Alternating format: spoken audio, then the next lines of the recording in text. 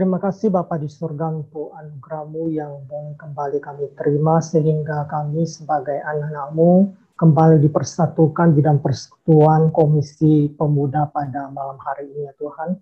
Tuhan, kami kiranya boleh terus mempunyai hati yang melimpah ucapan syukur kepada Engkau, oleh karena sekalipun kami terpisah oleh jarak, namun kami boleh tetap diberikan kerinduan hati untuk bersekutu dan untuk menyembah. Dan kami sebentar lagi juga akan mendengarkan bagian daripada kebenaran firman-Mu. Karena itu Tuhan, kami meminta pimpinan daripada Roh-Mu yang kudus untuk kami boleh dimampukan mencerna, mendengarkan kebenaran firman-Mu dan boleh diubahkan. Terpujilah nama-Mu ya Bapa, hanya dalam nama Tuhan Yesus kami berdoa dan mengucap syukur. Amin. Baik. Oke, saya share screen dulu ya.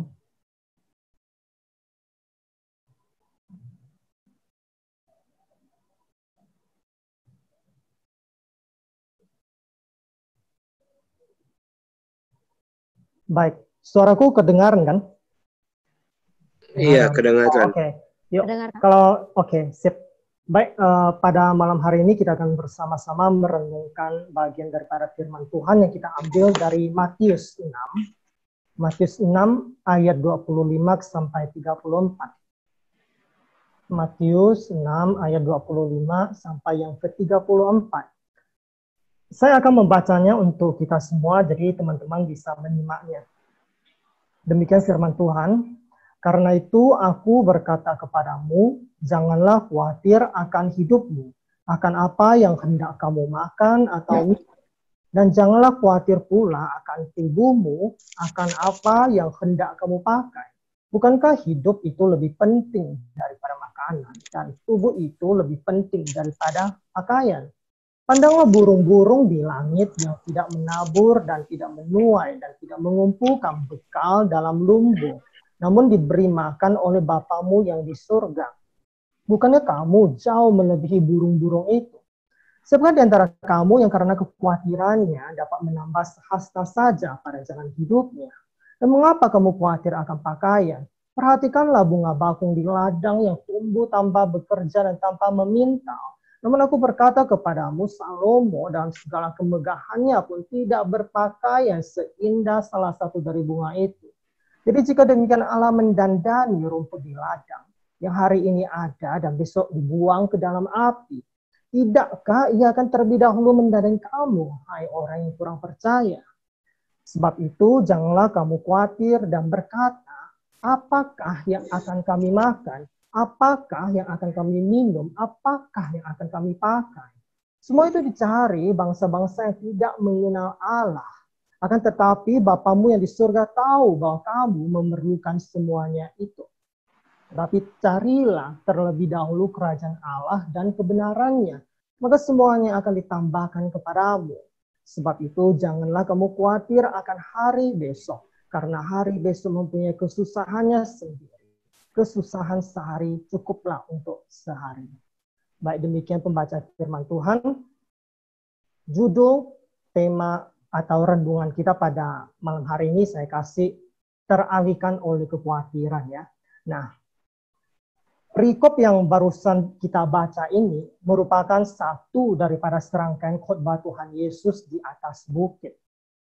Dan saya juga yakin bahwa perikop yang berbicara mengenai hal-hal kekhawatiran ini juga sangat relevan bagi setiap manusia sepanjang masa. Dengan kata lain, kekhawatiran adalah pengalaman universal dari setiap manusia. Kekhawatiran terhadap pendidikan kita, kekhawatiran terhadap masa depan kita, kekhawatiran terhadap pasangan hidup, kekhawatiran terhadap pekerjaan, dan kekhawatiran lainnya seakan telah menjadi teman setia yang selalu hadir bersama dengan kita. Nah, dalam konteks kita sekarang ini, saya juga yakin bahwa daftar kekhawatiran kita juga bertambah satu lagi, yaitu khawatir akan pandemi COVID-19 ini. Dan saya juga yakin bahwa kekhawatiran terhadap pandemi ini juga telah menyebabkan banyak efek negatif dalam kehidupan kita semua ya. Bagi kita yang telah bekerja ya, mungkin penghasilan kita berkurang. Bagi kita yang masih kuliah, kita harus kemudian beralih menjadi kuliah online, dan sehingga kita harus mempunyai ekstra pengeluarannya buat beli kuota, dan kemungkinan juga kita punya kekhawatiran apakah jaringan internet di daerah kita itu bagus atau tidak. Itu menjadi kekhawatiran. Dan belum lagi, sekarang kita juga harus membiasakan diri dengan istilah new normal ya. Jadi seperti yang sedang kita lakukan sekarang yaitu ibadah online. Kita harus membiasakan diri kita dengan ibadah online yang sebenarnya tidaklah kita inginkan atau bahkan tidak kita pikirkan sebelumnya. Dan rasanya adalah wajar jikalau di dalam menyikapi semua yang terjadi ini, kita merasa khawatir. Lalu, apa yang dikatakan oleh firman Tuhan mengenai kekhawatiran? Nah, saya yakin bahwa bagian firman Tuhan yang baru saja kita baca ini seringkali menjadi antidot ya, atau penangkal utama yang sering kita pakai kalau kita mengalami kekhawatiran. Nah, dalam perikop yang penuh dengan elemen-elemen pengajaran iman yang kaya ini, kita diingatkan jangan mengkhawatirkan hidup kita. Nah, di ayat 25 ada 3 hal yang menjadi sorotan utama kekhawatiran para pendengar Bunga-Bunga yang saya yakin juga menjadi kekhawatiran kita semua yang ada sekarang ini. Nah, Tuhan Yesus mengatakan kepada kita semua agar kita jangan mengkhawatirkan akan makanan, mengkhawatirkan akan minuman dan pakaian. Dengan kata lain, kita jangan mengkhawatirkan kebutuhan kita akan sandang dan pangan. Dan tentu kita menyadari bahwa kedua kebutuhan ini memang harus dipenuhi karena tidak ada seorang pun di antara kita yang bisa hidup tanpa kedua kebutuhan ini tidak terpenuhi. Semua orang dari kecil sampai tua itu tetap perlu kebutuhan akan sandang dan papan dan sandangnya itu terpenuhi. Dan saya juga yakin bahwa kekhawatiran terhadap kebutuhan akan sandang dan papan ini juga menjadi permasalahan yang sangat real, permasalahan sosial yang real pada saat itu.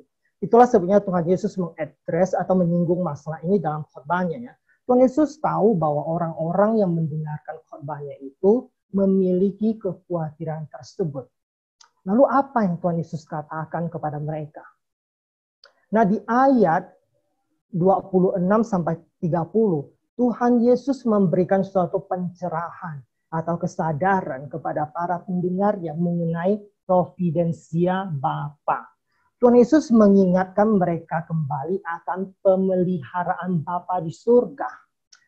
Nah, satu hal yang perlu kita ketahui dari pengajaran Tuhan Yesus mengenai pemeliharaan Bapa adalah penyampaian tersebut itu disertai dengan elemen pengajaran yang sangat unik dan komprehensif ya. Nah, di mana letak keunikannya? Nah, yang pertama kita bisa melihat bahwa Tuhan Yesus menekankan pemeliharaan Bapa dengan cara from the lesser to the greater.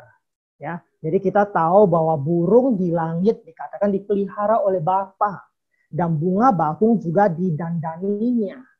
Nah, jika burung yang dalam hal ini mewakili hewan dan bunga bakung mewakili tumbuhan, hewan dan tumbuhan saja dipelihara oleh Bapa. Apalagi kita, hewan dan tumbuhan yang merupakan makhluk yang sangat rendah, yang lebih rendah dari manusia aja dipelihara oleh Bapa. Apalagi kita, manusia diciptakan menurut gambar dan rupa Allah. Bukankah Tuhan pasti akan memelihara kita? Nah, poin yang kedua, Tuhan Yesus menekankan pemeliharaan Bapa atas seluruh alam semesta ini. Kita tahu bahwa alam semesta ini bukan hanya dihuni oleh manusia saja ya, melainkan makhluk hidup yang lain juga mendapat tempat di dalam alam semesta ini ya, seperti hewan dan tumbuhan ya. Jadi dengan kata lain, Tuhan memelihara tumbuhan, Tuhan memelihara hewan, Tuhan juga memelihara manusia. Itu artinya Tuhan memelihara seluruh alam semesta ini. Dan yang ketiga, Tuhan Yesus menekankan pemeliharaan Bapa atas seluruh umat manusia. Burung di langit dikatakan tidak menabur, tidak menuai, dan tidak mengumpulkan bekal dalam lumbung. Nah, saya mau tanya, aktivitas menabur, menuai, dan mengumpulkan bekal itu adalah aktivitas laki-laki, ya kan? Nah, lalu bunga bakung di ladang tidak memintal. Dan kita tahu bahwa memintal itu adalah pekerjaan perempuan.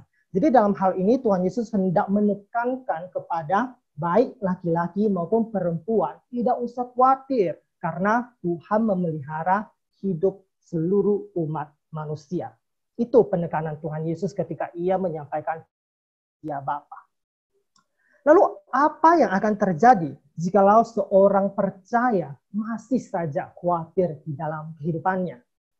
Nah, di ayat yang ke-30 ya Tuhan Yesus mengatakan orang seperti itu adalah orang yang kurang beriman atau kurang percaya ya. Dan saya pikir barangkali kita semua termasuk di dalamnya ya. Kita mengkhawatirkan akan apa yang kita makan, akan apa yang akan kita minum, kita mengkhawatirkan akan apa yang akan kita pakai. Dan ketika kita mempunyai kekhawatiran tersebut, maka pada waktu yang bersamaan sangat disayangkan. Karena apa? Karena di dalam ayat 32 mengatakan orang-orang yang mempunyai kekhawatiran tersebut adalah orang yang tidak mengenal Allah. Ketika kita mempunyai kekhawatiran terhadap apa yang akan kita makan, apa yang akan kita minum, apa yang akan kita pakai, maka pada waktu yang bersamaan sebenarnya kita juga telah disamakan seperti orang-orang yang tidak mengenal Allah. Oleh karena itu, Tuhan Yesus tidak ingin kita mempunyai pola pikir yang sama. Tuhan Yesus tidak mau kita menjadikan pemenuhan akan kebutuhan sandang dan pangan menjadi prioritas utama dalam kehidupan kita, seperti yang dilakukan oleh bangsa-bangsa yang tidak mengenal Allah. Tuhan Yesus mau prioritas utama dalam kehidupan kita adalah mencari terlebih dahulu kerajaan Allah dan kebenarannya. Itu yang menjadi keinginan Tuhan yang kemudian harus kita prioritaskan di dalam kehidupan kita. Tetapi pada realitasnya hal ini sangat sulit untuk kita lakukan. Justru di dalam dunia nyata kita bisa menemukan begitu banyak orang yang mati kelaparan. Kita bisa menemukan begitu banyak orang, anak-anak yang kekurangan gizi, kekurangan air minum yang bersih, tidak mempunyai pakaian cukup untuk dipakai, dan kekurangan lainnya. Menyikapi realitas seperti ini, bukankah kita justru akan menanyakan providensia Tuhan? Ya? Bukanlah mustahil akan muncul kemungkinan bagi kita untuk meragukan akan pemeliharaan Tuhan. Apalagi kalau seandainya kita sendiri yang berada di dalam posisi yang serba kekurangan tersebut. Bukankah kita justru semakin tidak bisa memfokuskan diri kita dengan hal-hal rohani?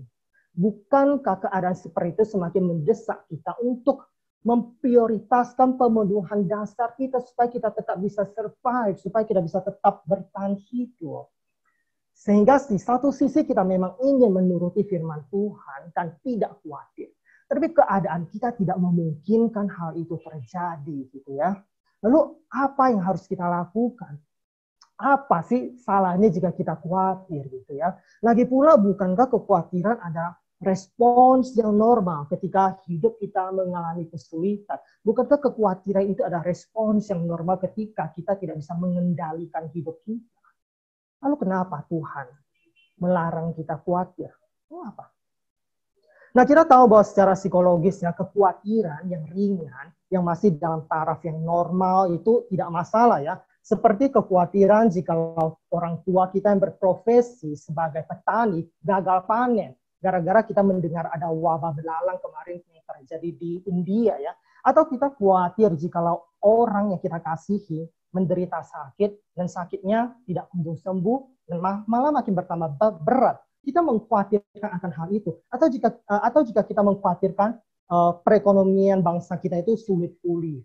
Saya rasa kekhawatiran yang mendasar seperti itu tidaklah masalah gitu ya. Lagi pula siapa sih yang bisa terlepas daripada rasa kekhawatirannya? Siapakah yang bisa? Saya rasa tidak ada seorang pun yang bisa terlepas dari rasa kekhawatirannya. Bahkan Rasul Paulus sendiri pun khawatir. Ia khawatir akan pelayanannya. Seperti yang bisa kita lihat dari 2 Korintus pasal 12 ayat 20 sampai 21. Nah, saya mau meminta salah satu teman-teman youth dari Jayapura untuk membacakannya, kesediaannya.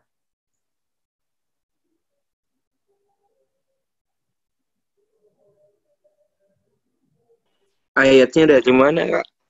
Oh, sudah di screen. Saya sudah share screen. Atau 2 Korintus 12 ayat 20 sampai 21.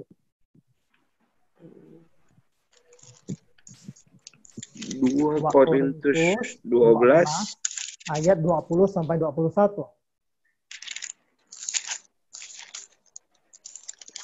2 Korintus 12 ayat 20 sampai 21. 21. Ya. Tolong dibacakan Sebab aku khawatir bahwa apabila aku datang, aku mendapati kamu tidak seperti yang kuinginkan, dan kamu mendapati aku tidak seperti yang kamu inginkan. Aku khawatir akan adanya perselisihan, iri hati, amarah, kepentingan diri sendiri, fitnah, bisik-bisikan, keangkuhan, dan kerusuhan.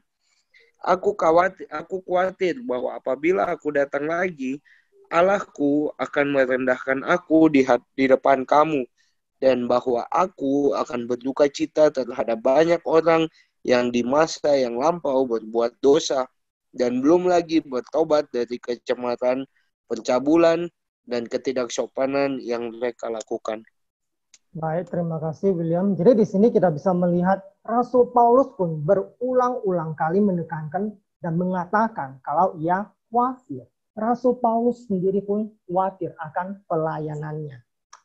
Nah, tetapi yang hendak saya tekankan adalah kekhawatiran barulah menjadi bahaya, barulah membahayakan ketika kita tenggelam di dalam kekhawatiran itu sendiri. Kekhawatiran barulah menjadi masalah serius bagi kita ketika kekhawatiran tersebut sudah sampai mengganggu fungsi primer kehidupan kita. Sehingga kita tidak bisa beraktivitas secara normal seperti biasanya. Karena memiliki kekhawatiran yang berlebihan, akhirnya kita menjadi tidak semangat dalam bekerja maupun belajar. Ya. Semua tugas di sekolah maupun tugas kantoran terbengkalai karena kekhawatiran kita yang berlebihan itu. Dan kita juga harus tahu bahwa kekhawatiran yang berlebihan akan mengakibatkan stres yang lama akan mengakibatkan depresi, dan kita tahu kalau sudah depresi maka kita akan melihat salah satu dari sisi negatif ya, seolah-olah hidup kita sudah tidak lagi mempunyai pengharapan, hopeless dan helpless gitu. Dan tentu dalam taraf ini kekhawatiran yang berlebihan tidak boleh menjadi kebiasaan yang terus kita lakukan, yang kita teruskan dalam kehidupan kita sehari-hari. Jadi jikalau kekhawatiran yang ringan tidak menjadi masalah, kecuali kalau kekhawatiran tersebut sampai mengganggu hidup kita. Lalu kenapa Tuhan Yesus masih mengatakan jangan khawatir? Apa maksud Tuhan Yesus ya? Apakah maksudnya kita sama sekali tidak boleh khawatir? Kita harus menganulir atau menegasikan segala kekhawatiran kita tersebut? Saya rasa bukan itu poinnya ya. Lalu saya juga yakin bahwa perikop ini sebenarnya tidak sedang berbicara apakah kita boleh khawatir atau tidak. Karena itu bukan poinnya. Malah sebaliknya kita menyadari bahwa kekhawatiran terkadang justru menjadi konteks bagi kita untuk bergumul bersama dengan Tuhan. Kekhawatiran itu mendorong kita untuk merefleksikan diri kita lebih dalam lagi. Kenapa diri kita khawatir? Kenapa kita kurang percaya kepada Tuhan? Dan kita juga meyakini bahwa setiap pergumulan yang kita bawa kepada Tuhan, itu tujuannya akan menolong kita untuk semakin mengenal Allah dan mengenal diri kita dengan lebih baik lagi. Lalu, kalau begitu apa sih maksud Tuhan Yesus ketika ia mengatakan jangan khawatir? Nah, dalam bahasa Yunani ya, kata khawatir sebenarnya juga bisa diartikan sebagai terdistraksi, terganggu, atau teralihkan. Nah, oleh sebab itu saya secara pribadi lebih setuju kalau jangan khawatir di sini artinya jangan terdistraksi. Saya yakin bahwa tidak ada seorang pun di antara kita yang suka terdistraksi. Tidak ada seorang pun di antara kita yang suka teralihkan oleh hal-hal yang tidak seharusnya kita fokuskan. Pekerjaan kita bisa diselesaikan tanpa ada distraksi sama sekali. Kita mau segala pekerjaan kita atau semua yang keinginan kita bisa berjalan seperti yang kita harapkan ya. Tetapi realitas ya sangat sulit untuk hal itu terjadi ya. Karena apa? Karena yang namanya distraksi ataupun gangguan itu muncul secara mendadak dalam kehidupan kita. Kita sama sekali tidak bisa menduga atau kita sama sekali tidak bisa mengantisipasinya. Kita tidak bisa melakukan hal itu. Dan memang semua distraksi yang saya sebutkan di sini adalah distraksi sebenarnya yang terjadi dari luar kita, dari luar diri kita, ya, di luar kontrol kita. Nah, ini adalah distraksi yang terjadi, kita tidak bisa mengontrolnya. Nah, kalau begitu, kok Tuhan masih suruh kita jangan terdistraksi ya? Bukankah ini terjadi di luar kendali kita gitu ya? Nah, memang semua ini terjadi di luar kendali kita, tetapi jangan lupa ada juga distraksi yang terjadi dari dalam diri kita. Dan saya yakin bahwa itulah yang sedang disinggung oleh Tuhan Yesus. Lalu sebenarnya apa sih distraksi yang terjadi dari dalam diri kita itu? Nah, distraksi yang terjadi dalam diri kita sendiri adalah distraksi yang secara sadar ataupun tidak sadar kita izinkan untuk menguasai diri kita. Sehingga pikiran kita, segala tenaga kita itu teralihkan kepada hal-hal yang tidak seharusnya menjadi fokus utama kita. Dan dalam perikop ini kita tahu bahwa Tuhan Yesus tidak ingin kita terdistraksi, teralihkan atau terganggu dengan pemenuhan kebutuhan sandang dan pangan kita. Karena apa? Karena di ayat 32 dikatakan bahwa orang-orang hidupnya terdistraksi oleh hal-hal seperti itu ada orang-orang yang tidak mengenal Allah. Dan kita tidak boleh seperti itu ya. Bapa tahu segala yang kita butuhkan dan Ia pasti akan mencukupinya. Nah, kalau begitu bukan berarti juga kita tidak perlu bekerja, tidak perlu berusaha, atau tidak perlu berjuang ya.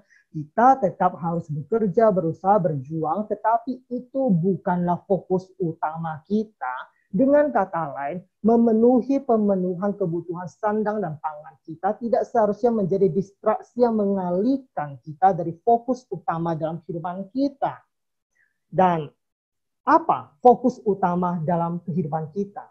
Fokus utama dalam kehidupan kita itu ada di ayat yang ke-33, yaitu mencari terlebih dahulu kerajaan Allah dan kebenarannya. Dan semuanya itu akan ditambahkan kepada kita. Dan saya yakin ketika fokus utama dalam hidup kita adalah mencari kerajaan Allah, maka Allah pasti akan memenuhi segala kebutuhan kita. Karena itu janji Dia, Allah selalu memegang janjinya, Ia tidak pernah mengingkari janjinya. Nah, dengan keyakinan seperti itulah maka kita tidak perlu memberi diri kita terdistraksi oleh kekhawatiran tersebut.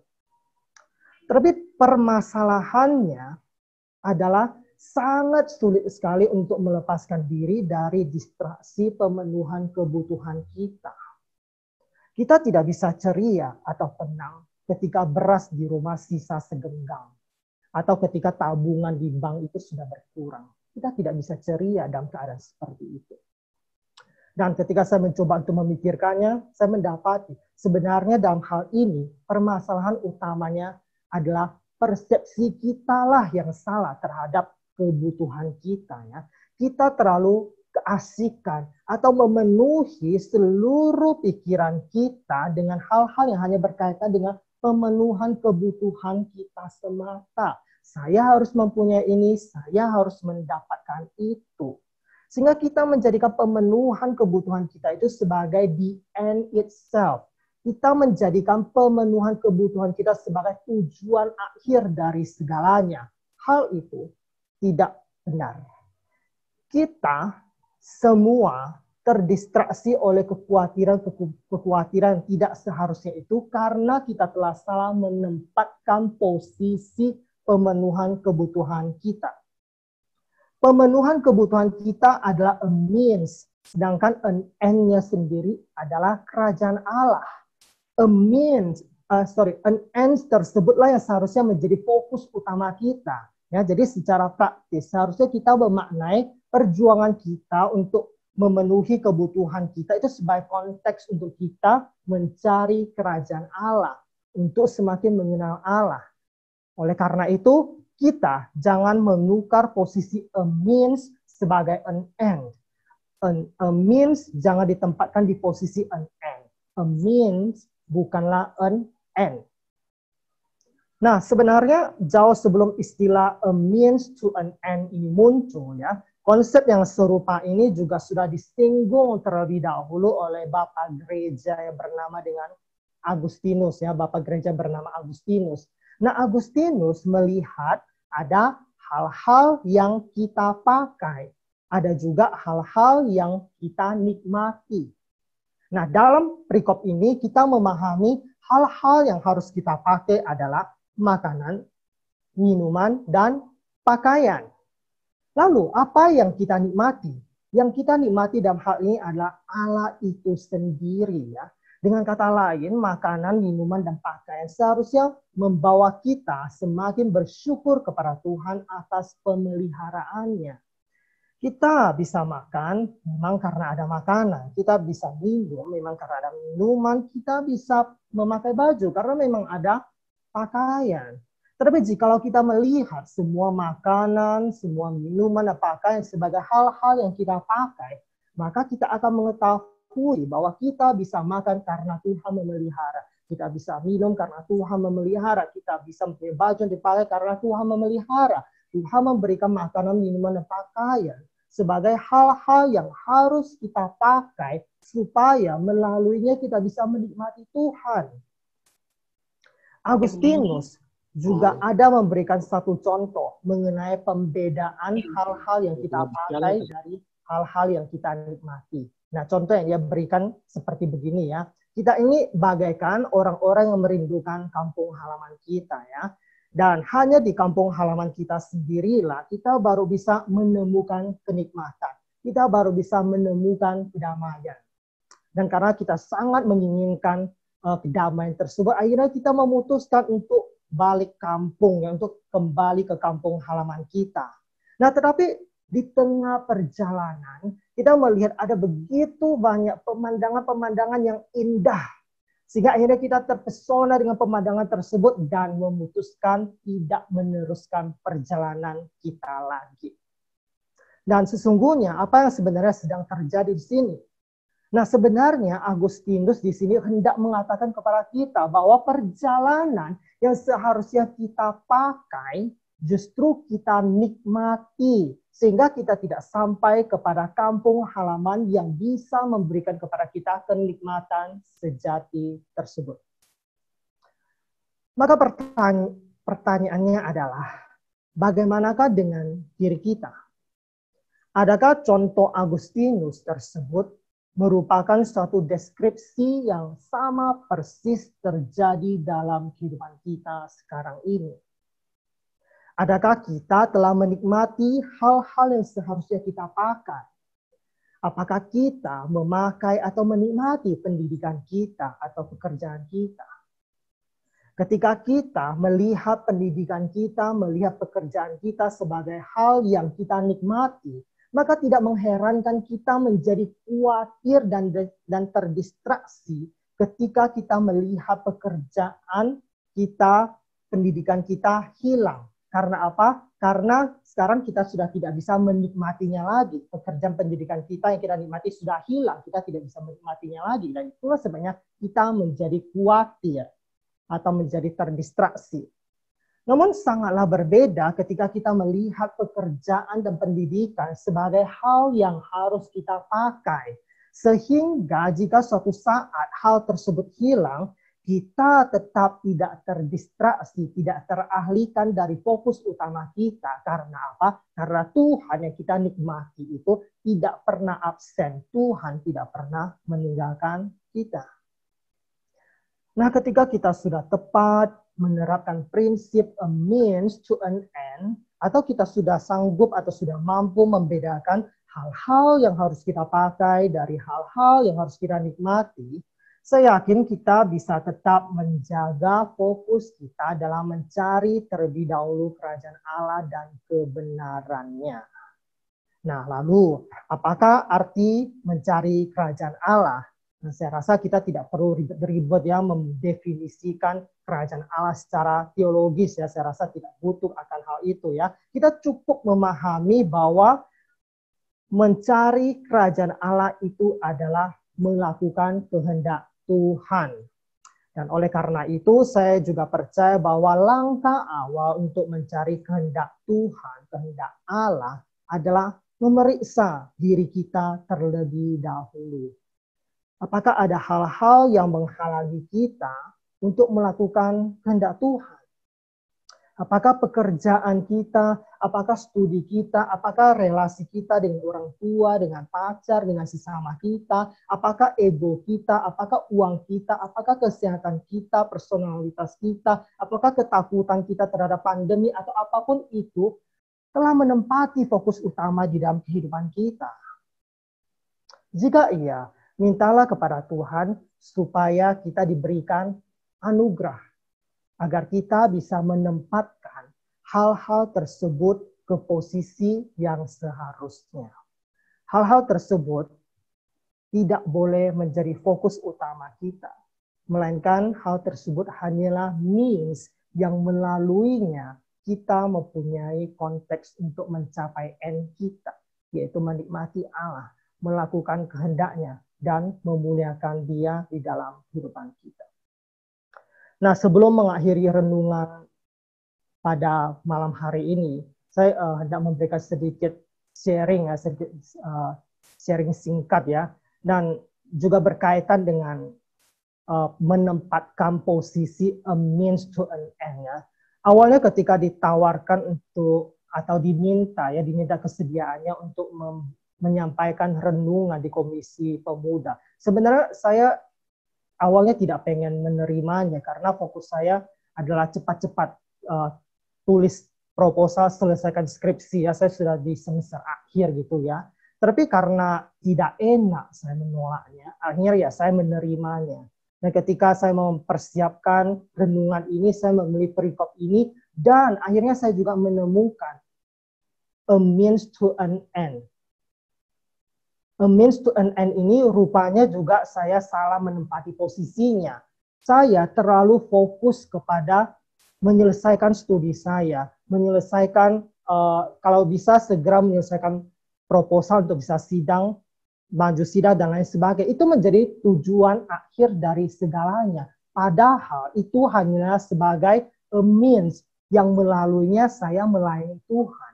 Jadi sebenarnya melalui renungan ini, saya sendiri juga terberkati gitu. Jadi melalui kesediaan saya untuk menyampaikan renungan kepada teman-teman, sebenarnya saya sendiri juga diberkati. Sehingga saya bisa kembali untuk memeriksa diri saya dan kemudian saya bisa mencoba dengan meminta pertolongan daripada Tuhan agar saya bisa melihat atau membedakan mana yang seharusnya means dan mana yang seharusnya ends. Sehingga saya tidak kehilangan fokus saya untuk bisa tetap berfokus kepada kerajaan Allah. Untuk bisa tetap berfokus kepada pencarian dan melakukan kehendak Tuhan.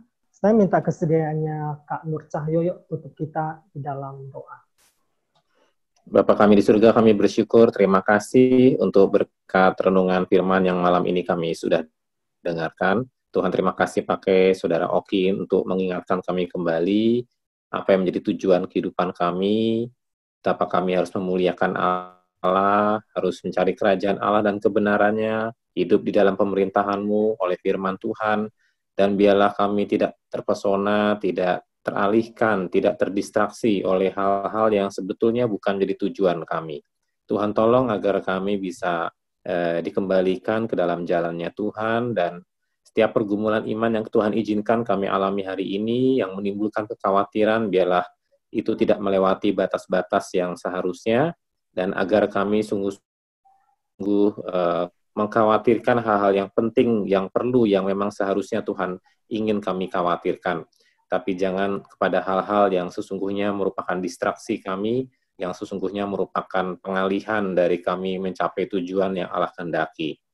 Terima kasih untuk malam hari ini ya Bapak, berkati Saudara Oki dalam penyusunan proposal, juga Brian, juga Miss Vivi, dalam segala perencanaan studi. Tuhan tolong mereka dapat mendapatkan yang terbaik dari Tuhan. Tuhan berikan kekuatan, kesehatan, waktu-waktu yang tepat untuk bisa mengerjakan dengan pikiran fresh. Kami berdoa ya Tuhan, hasilnya kami semua serahkan pada Tuhan. Kami juga berdoa untuk masa depan kami masing-masing, pekerjaan, pelayanan, studi, pergumulan pasangan hidup, atau yang sedang menjalin relasi, Tuhan jagai dengan kekudusan. Tuhan kami serahkan hidup masa muda kami ke dalam tangan Tuhan. Teman-teman yang belum bisa hadir, Tuhan juga sertai mereka, supaya di waktu-waktu yang akan datang mereka memiliki kerinduan untuk ambil bagian dan bersekutu bersama-sama dengan kami. Terima kasih Bapak, pada akhirnya kami juga berdoa untuk pandemi ini supaya segera teratasi. Berkati Pak Jokowi yang kami percaya dia cukup pusing untuk mengurus masalah ini. Tuhan tolong supaya diberikan hikmat, kesabaran, kekuatan, dan pengertian. Terima kasih Bapak, demi nama Tuhan Yesus kami berdoa. Amin.